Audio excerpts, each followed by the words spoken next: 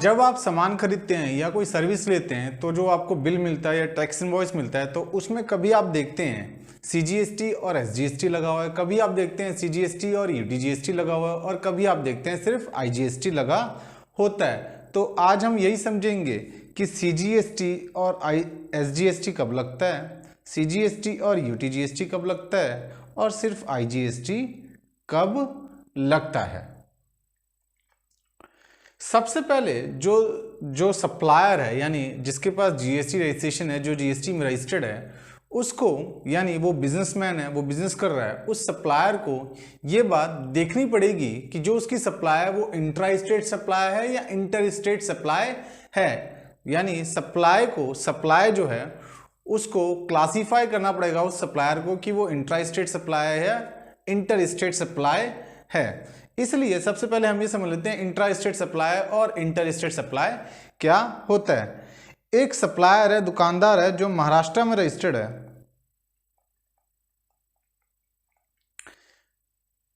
महाराष्ट्र में रजिस्टर्ड है ये सप्लायर और इसका काम क्या है, मोबाइल बेचता है। ये दुकानदार क्या है, महाराष्ट्र में रजिस्टर्ड है, महाराष्ट्र में इसकी दुकान है और ये मोबाइल बेचता है। तो जितने भी ये मोबाइल महाराष्ट्र में बेचेगा महाराष्ट्र के कस्टमर को जो महाराष्ट्र में ही रहता है, यानी जितनी भी सेल इसकी महाराष्ट्र में होगी वो सारा कौन सी सेल होगी, इंट्रा स्टेट सप्लाई। वो सारी सप्लाई कौन सी होगी, इंट्रा स्टेट सप्लाई। यानी जिस स्टेट में सप्लायर है उसी में जितनी सप्लाई हो रही है, जितनी सेल हो रही है वो सारी इंट्रा स्टेट सप्लाई कहलाएगी, इंट्रा स्टेट सप्लाई कहलाती है। तो ये देखिए,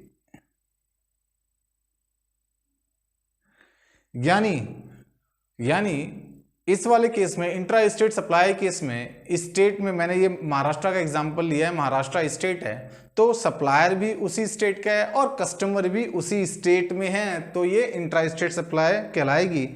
और इंट्रा स्टेट सप्लाई केस में आप देखिएगा जो मोबाइल है, मोबाइल का प्राइस है वो 11,800 है इंक्लूडिंग GST और मोबाइल की टैक्सेबल वैल्यू है 10,000। ये सब मैंने आपको टर्म बता रखी है, टैक्सेबल वैल्यू ये सब। अब देखिएगा मोबाइल पे जो GST रेट है वो 18% का है, लेकिन जब इंट्रा स्टेट सप्लाई होगी किसी स्टेट में इंट्रा स्टेट सप्लाई होगी तो 18 में से आधा यानी 9% चला जाएगा CGST में और 9% चला जाएगा SGST में। यानी CGST लगेगा 9% और SGST लगेगा 9%, 900। तो आपने देखा जब ये supplier intra state supply case में टैक्स इनवॉइस बनाएगा, बिल बनाएगा, उसमें मोबाइल की टैक्स वैल्यू लिखेगा 10,000 और CGST 9%, 900, SGST 9%, 900। तो आपने समझ लिया कि इंट्रा स्टेट सप्लाई अगर स्टेट में है तो जो GST का रेट है वो आधा CGST लगता है और आधा SGST। ठीक है, अब आइए इंटर स्टेट सप्लाई समझते हैं। सप्लायर महाराष्ट्र में है और कस्टमर कहाँ है, उत्तर प्रदेश में। ये देख रहे हैं कस्टमर कहाँ है, उत्तर प्रदेश में। सप्लायर महाराष्ट्र में, कस्टमर उत्तर प्रदेश में। इसको एक कस्टमर जो उत्तर प्रदेश में रहता है वहां से ऑर्डर आया, तो अब ये इस मोबाइल की, जो मोबाइल इसको बेचना है उसकी डिलीवरी करवाएगा इसके एड्रेस पे। तो ये क्या कहलाएगी, inter state supply. Inter state supply अपने स्टेट से बाहर सप्लाई जो हो रही है वो सारी कौन सी सप्लाई कहला रही है, इंटर स्टेट सप्लाई। उसका कस्टमर कहाँ का है, महाराष्ट्र का नहीं है, महाराष्ट्र के अलावा कहीं और का है, किसी और स्टेट का है, किसी और यूनियन टेरिटरी का है। हमारे एग्जाम्पल में जो अभी हमारा चल रहा है महाराष्ट्र से उत्तर प्रदेश, सप्लायर महाराष्ट्र में और कस्टमर उत्तर प्रदेश में है, तो ये इंटर स्टेट सप्लाई कहलाएगी। यानी लोकेशन ऑफ कस्टमर कहाँ पर है, उत्तर प्रदेश में है। तो देख रहे हैं जब दो स्टेट्स, भाई महाराष्ट्र एक स्टेट, उत्तर प्रदेश दूसरा स्टेट, तो दो डिफरेंट स्टेट्स हैं, जब लोकेशन ऑफ सप्लायर एक स्टेट में, प्लेस ऑफ सप्लायर दूसरे स्टेट में हो, तो ये इंटर स्टेट सप्लाई कहलाती है, ये इंटर स्टेट सप्लाई होती है। ऐसे ही सप्लायर महाराष्ट्र में, अब कस्टमर कहाँ है, चंडीगढ़ में है।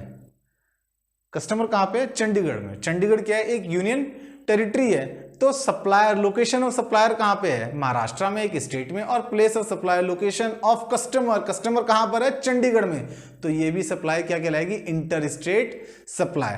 तो आपने देखा दो डिफरेंट स्टेट्स हैं, यानी लोकेशन ऑफ सप्लायर और प्लेस ऑफ सप्लायर दो डिफरेंट स्टेट्स में तो इंटर स्टेट सप्लाई।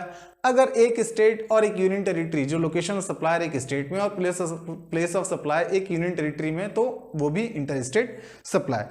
तो जब इंटर स्टेट सप्लाई केस में ये बिल बनाएगा, टैक्स इनवॉइस बनाएगा, उसमें मोबाइल की टैक्सेबल वैल्यू लिखेगा 10,000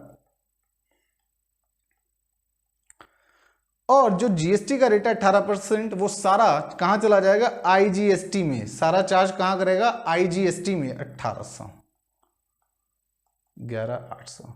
और जब ये टैक्स इनवॉइस बनाएगा उसमें place of supply, inter state supply के इसमें प्लेस ऑफ सप्लाई लिखना मैंडेटरी है। तो उसमें लिखेगा, जब ये उत्तर प्रदेश के कस्टमर के लिए बिलिंग करेगा तो उसमें प्लेस ऑफ सप्लाई लिखेगा उत्तर प्रदेश, और चंडीगढ़ के कस्टमर के लिए बिलिंग करेगा तो उसमें क्या लिखेगा, प्लेस ऑफ सप्लाई चंडीगढ़। मैं इसका लॉजिक बाद में आने वाली वीडियो में बताऊंगा कि क्यों प्लेस ऑफ सप्लाई लिखना जरूरी है। इससे इसके लिखने का लॉजिक क्या है, इसको मैं आने वाली वीडियो में समझा दूंगा आपको। मुझे उम्मीद है ये चीज आपको समझ आ गई होगी कि इंट्रा स्टेट सप्लाई और इंटर स्टेट सप्लाई क्या होती है। तो इसमें हमने समझा कि सप्लायर एक स्टेट में था। अब लेते हैं कि सप्लायर एक यूनियन टेरिटरी में है। वो रजिस्टर्ड कहाँ पे, एक यूनियन टेरिटरी में, उसकी दुकान कहाँ है, यूनियन टेरिटरी में।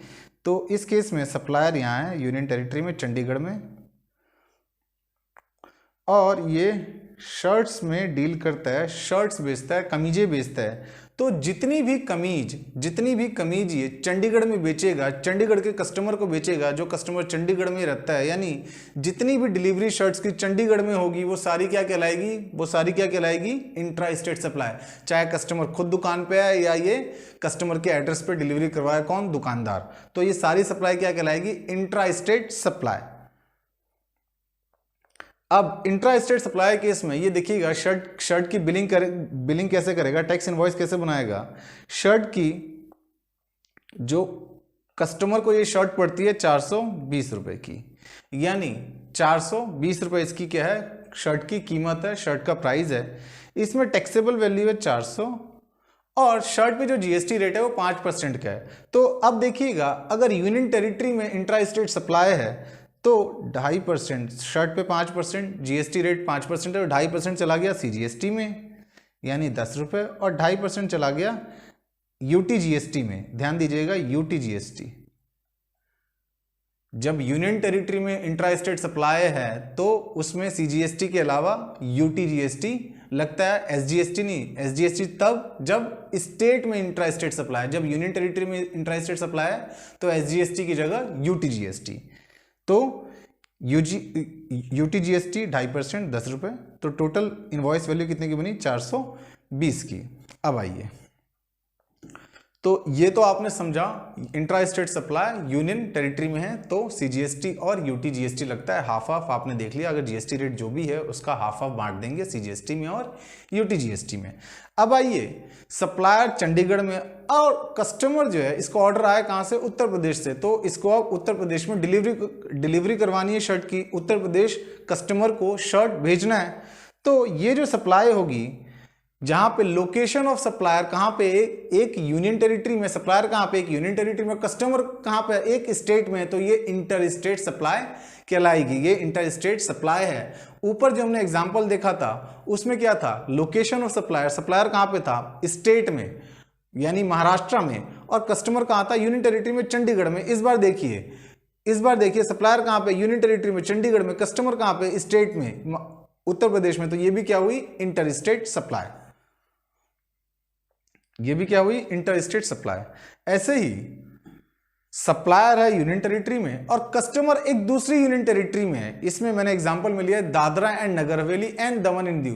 पहले ये दो अलग यूनियन टेरिटरीज हुआ करती थी, दादरा एंड नगर हवेली एक यूनियन टेरिटरी और दमन एंड दीव दूसरी यूनियन टेरिटरी। लेकिन अब ये मर्ज हो गई है, एक यूनियन टेरिटरी हो गई है, Dadra and Nagar Haveli and Daman and Diu.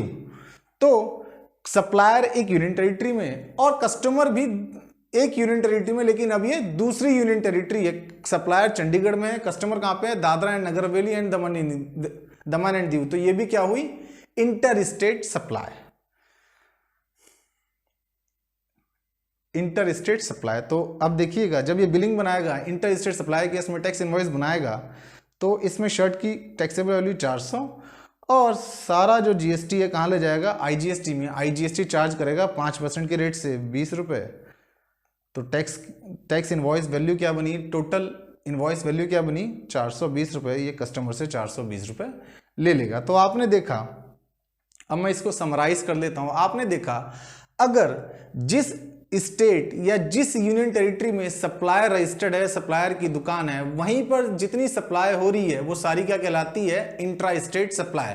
यानी विद इन स्टेट सप्लाई है या with in union territory supply है तो वो सारी सप्लाई क्या कहलाएगी, इंट्रा स्टेट सप्लाई। जहां का सप्लायर है, जिस स्टेट में सप्लायर है या जिस यूनियन टेरिटरी में सप्लायर है, उसी स्टेट में या उसी यूनियन टेरिटरी में सप्लाई हो रही तो वो सारी क्या कहलाएगी, इंट्रा स्टेट सप्लाई।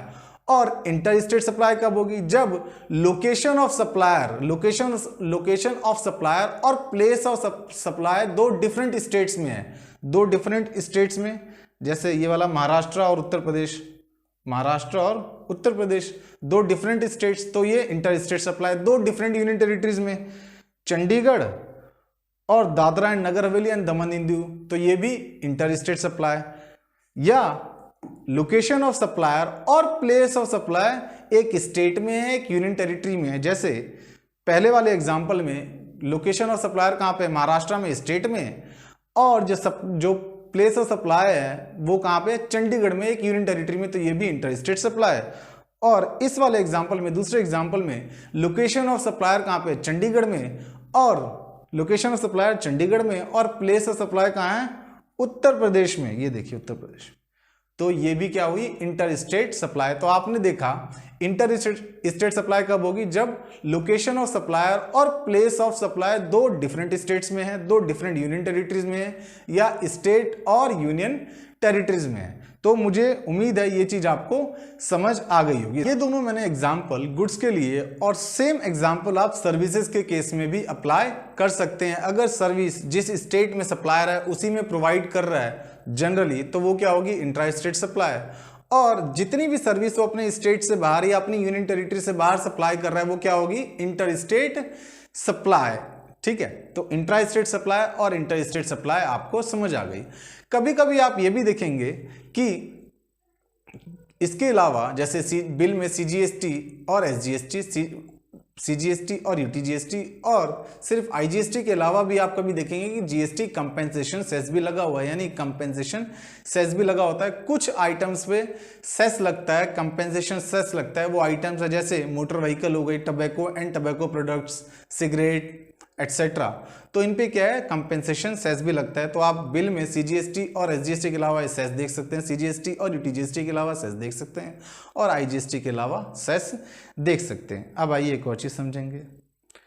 जो सीजीएसटी है इसको सेंट्रल टैक्स भी कहते हैं, सेंट्रल टैक्स। एसजीएसटी को स्टेट टैक्स, यूटीजीएसटी को यूनियन टेरिटरी टैक्स, और आईजीएसटी को इंटीग्रेटेड टैक्स।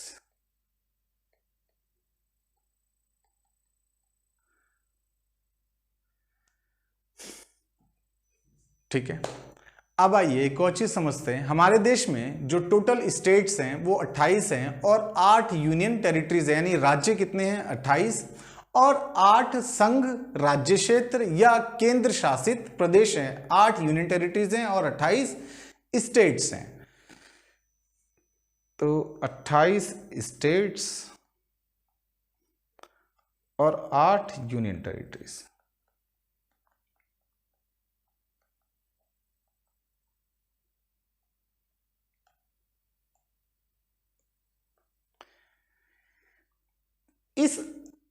इस 8 यूनियन टेरिटरीज में से, इन 8 यूनियन टेरिटरीज में से 3 यूनियन टेरिटरीज है जिनके पास लेजिस्लेचर है। वो 3 यूनियन टेरिटरीज कौन कौन सी है, दिल्ली, पुडुचेरी और जम्मू और कश्मीर। दिल्ली, पुडुचेरी एंड जम्मू एंड कश्मीर, ये जो 3 यूनियन टेरिटरीज हैं इनके पास क्या है, लेजिस्लेचर्स हैं।